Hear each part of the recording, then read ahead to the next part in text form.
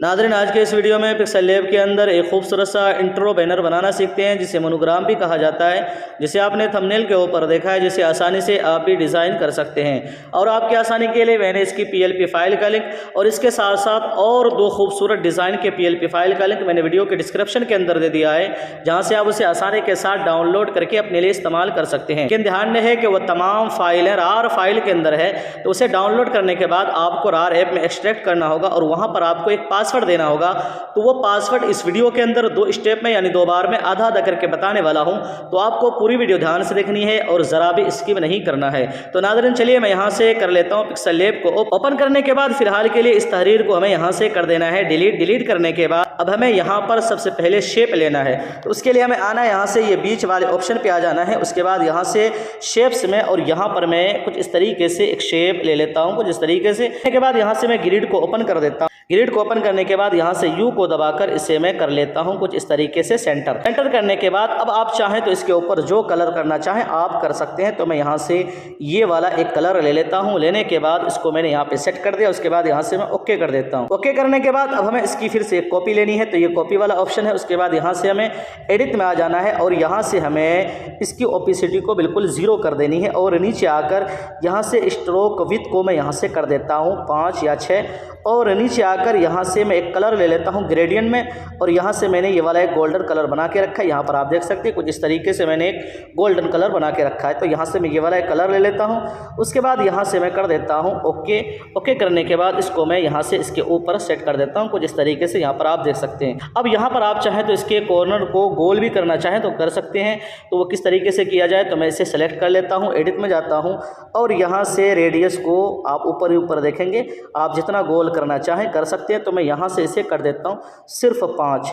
उसके बाद ओके कर दिया। उसके बाद इसे भी हमें गोल करना है तो एडिट में जाना है और यहाँ से इसके रेडियस को हमें कर देना है 5। ओके करके यहाँ पर आप देख सकते हैं कि दोनों यहाँ पर मैंने अच्छे से सेट कर लिया है। उसके बाद यहाँ से लेयर वाले ऑप्शन पे आ जाना है। लॉक करने के बाद अब हमें यहाँ पर सबसे पहले अपना लोगो लाना है। तो लेकिन लोगो को मैं आप चाहें तो शेप लगाकर भी उसे सेट कर सकते हैं, लेकिन मैं अपने लोगो को एक फ्रेम के अंदर सेट करना चाहता हूँ ताकि और ज़्यादा खूबसूरत लगे। तो उसके लिए हमें सबसे पहले उस फ्रेम को इम्पोर्ट करना है। तो यहाँ से इम्पोर्ट वाले ऑप्शन के जरिए मैं उस फ्रेम को इंपोर्ट कर लेता हूं। तो यहाँ से मैंने ये वाला एक फ्रेम इंपोर्ट कर लिया। अब इसका मसला है कि हमें 20 से जो है यहाँ पर आप देखें इसको हमें यहाँ से इरेज करना है। तो उसके लिए हमें क्या करना है कि यहाँ से मैं ग्रिड को ओपन कर लेता हूँ और इसे मैं सेंटर कर लेता हूँ। उसके बाद यहाँ से एक शेप ले लेता हूँ गोल कुछ इस तरीके से और जितना हमें इरेज करना है तो मैं यहाँ से एक शेप कुछ इस तरीके से ले लिया और ओके कर देता हूँ। ओके करने के बाद अब हमें इन दोनों को एक साथ जोड़ देना है। तो उसके लिए मैं आना यहाँ से ये लेयर वाले ऑप्शन पे, उसके बाद इस वाले ऑप्शन पे टच करना है और दोनों पर टिक मार देना है। उसके बाद इस वाले ऑप्शन पे टच करके यहाँ से हमें कर देना है ओके। जब आप ओके कर देंगे तो यहाँ पर आप देख सकते हैं ये दोनों एक साथ जुड़ गया है। अब हमें आना है यहाँ से इरेज कलर वाले ऑप्शन पे और यहाँ से इसे इनेबल कर देना। यहाँ पर आप देख सकते हैं कुछ इस तरीके से हमारा ये कलर यहाँ पर ये इरेज हो गया है और नीचे वाले को भी यहाँ से मैं कर देता हूँ 2 और इसे हमें जहाँ पे रखना है, जहाँ पे आप रखना चाहें आप रख सकते हैं। तो मैं इसे यहाँ पे रख लेता हूँ कुछ इस तरीके से। तो मैंने यहाँ पे इसे रख लिया है और इसे सेंटर कर लेता हूँ और यहाँ पे मैं रख लेता हूँ। यहाँ पे रखने के बाद अब हमें इसकी खूबसूरती को और बढ़ाने के लिए हमें यहाँ जो है इसके बीच में 2 फ्रेम यानी शेप के ज़रिए हमें फ्रेम बनाना है। तो उसके लिए हमें लेना है यहाँ से फिर से शेप और यहाँ से मैं इसके रेडियस को फुल कर देता हूँ। नीचे आकर इसकी ओपेसिटी 0 कर देता हूँ और यहाँ से स्ट्रोक विड्थ को मैं यहाँ से कर देता हूँ 8 और इसको छोटा कर लेता हूँ कुछ इस तरीके से। स्ट्रोक विड्थ को यहाँ से मैं कर देता हूँ 7 और यहाँ से ग्रेडियंट में आकर यही वाला एक कलर ले लेता हूँ और ओके करके इसे मैं यहाँ पे सेट कर लेता हूँ। यहाँ से आप इस वाले ऑप्शन के ज़रिए इसे आप जूम भी कर सकते हैं ताकि आपको काम करने में कोई दिक्कत ना हो। तो मैं इसे यहाँ पर अच्छे से सेट कर लेता हूँ। तो यहाँ पर आप देख सकते हैं कि मैंने यहाँ पर 1 लगा दिया। उसके बाद इसी की हमें कॉपी लेनी है और इसको इस तरीके से हमें रोटेट कर देना है और थोड़ा सा इसे छोटा कर लेना है और इसे हमें यहाँ पर बीच में सेट कर लेना है। तो यहाँ पर आप देख सकते हैं कि मैंने यहाँ पर सेट कर लिया। तो अब यहाँ पर आप लुक देख सकते हैं कि ये 3D लुक आ गया है। तो यहाँ पर हमने इसको सेट कर दिया। उसके बाद इन सभी को कर देना है लॉक करने के बाद अब हमें यहाँ पर एक शेप और लगाना है इसके पीछे। तो यहाँ से फिर से जाना है शेप वाले ऑप्शन पे और यहाँ से इसके रेडियस को फुल कर देना है और इसको छोटा कर इसे यहाँ से मैं छोटा कर लेना है। इस तरीके से छोटा करने के बाद इसे मैं यहाँ पे रख लेता हूँ, ओके कर देता हूँ। ओके करने के बाद लेयर वाले ऑप्शन पे आके इसे मैं कर देता हूँ यहाँ से फ्रेम के नीचे। और इसे भी मैं कर देता हूँ यहाँ से लॉक। करने के बाद अब हमें यहाँ पर अपना लोगो इंपोर्ट करना है, तो फिर से हमें जाना है यहाँ से इंपोर्ट वाले ऑप्शन से। मैंने अपने चैनल का जो उर्दू का लोगो था उसे मैंने यहाँ से इंपोर्ट कर लिया है, तो इसे छोटा कर लेना है। छोटा करने के बाद इसे मैं यहाँ पे रख लेता हूँ कुछ इस तरीके से। जी हाँ, यहाँ पे रख लिया। यहाँ पे रखने के बाद अब आप चाहें तो इसका जो कलर करना चाहें आप कर सकते हैं, रेड रखना चाहें या ये वाला कलर रखना चाहें। उसके बाद यहाँ से आप शेडो को भी इनेबल कर दें, और शेडो के यहाँ से एक्स वाले पोजीशन को और वाई वाले पोजीशन को आप अपने हिसाब से सेट कर लें।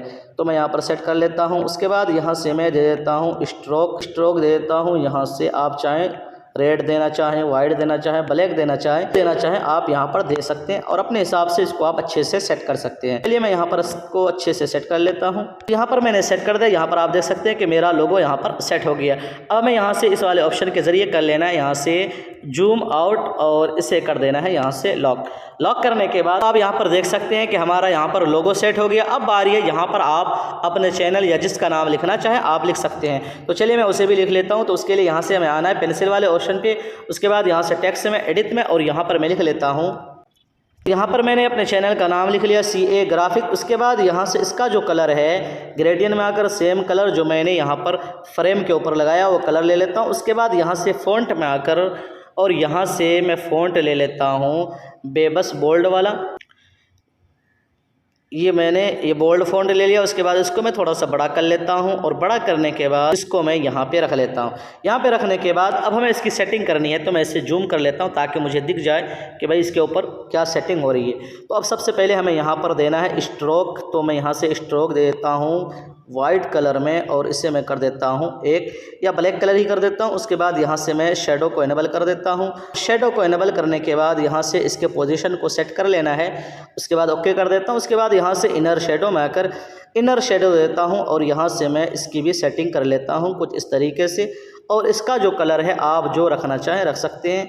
तो मैंने यहाँ से इसका कलर वाइट ले लिया और इसको थोड़ा सा कम कर देता हूं, और यहाँ से मैंने ओके कर दिया। तो यहाँ पर आप देख सकते हैं कि हमारी जो ये तहरीर है कितना खूबसूरत और ज़बरदस्त बन गया है। ये हमें यहाँ से कर लेना है जूम आउट, और यहाँ से लेयर वाले ऑप्शन पे आके इसे कर देना है लॉक। लॉक करने के बाद अब इस जगह पर आप जो आइकॉन वगैरह लगाना चाहें आप लगा सकते हैं। तो मैं उसे भी इंपोर्ट कर लेता हूं। तो उसके लिए मैं आना यहाँ से बीच वाले ऑप्शन पे। उसके बाद यहाँ से इंपोर्ट में, यहाँ से मैंने ये आइकॉन डाउनलोड करके रखा था, हालांकि ये अलग अलग था, लेकिन मैंने इसको एक साथ कर दिया है।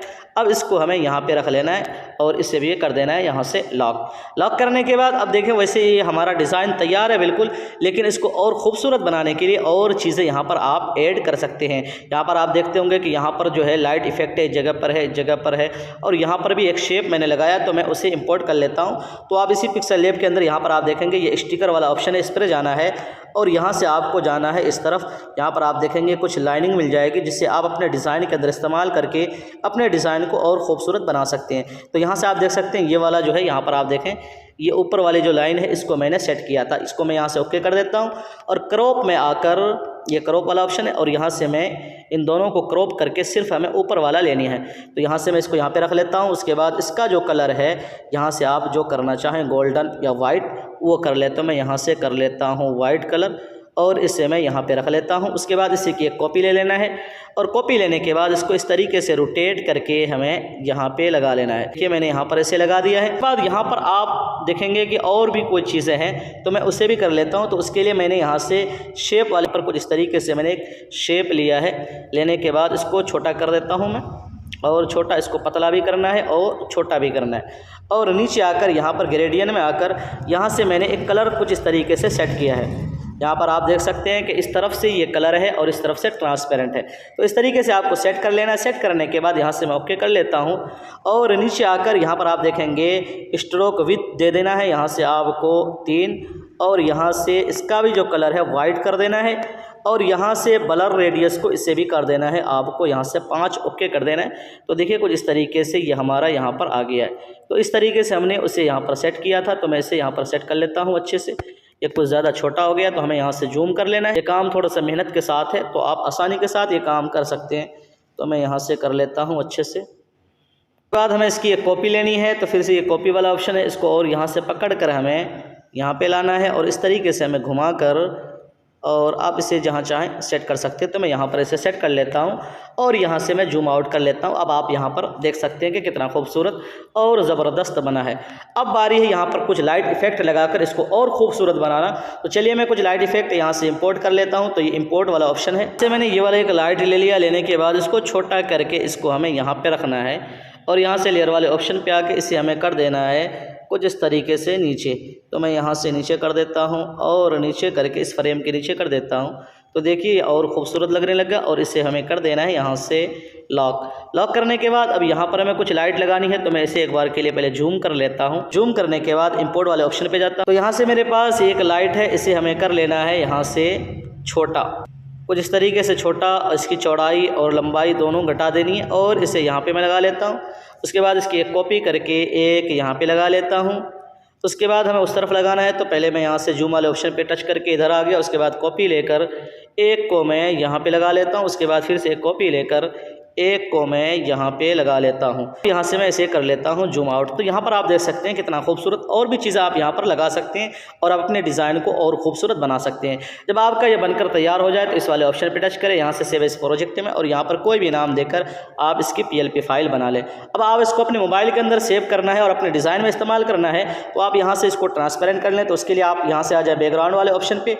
उसके बाद यहाँ से ट्रांसपेरेंट में आके यहाँ पर आप देख सकते हैं कि ये बगैर बैकग्राउंड का बन गया है। अब यहाँ पर इस वाले ऑप्शन पे टच करें, यहाँ से सेव एज इमेज पे, और यहाँ से कस्टम से अल्टरा करके यहाँ पर सेव टू गैलरी करके आप अपने मोबाइल के अंदर इसे सेव कर लें और आप इसे जिस डिज़ाइन में लगाना चाहें आप आसानी के साथ लगा सकते हैं। तो नाज़रीन को जिस तरीके से आप अपने मोबाइल के अंदर एक खूबसूरत सा इंट्रो बैनर बना सकते हैं। तो मुझे उम्मीद है कि वीडियो आपको ज़रूर पसंद आएगी। पसंद आए तो वीडियो को लाइक शेयर लाजमी क्या करें और चैनल को ज़रूर सब्सक्राइब कर लें। फिर मिलते हैं, तब तक अपना ख्याल रखिए। अल्लाह हाफ़िज़।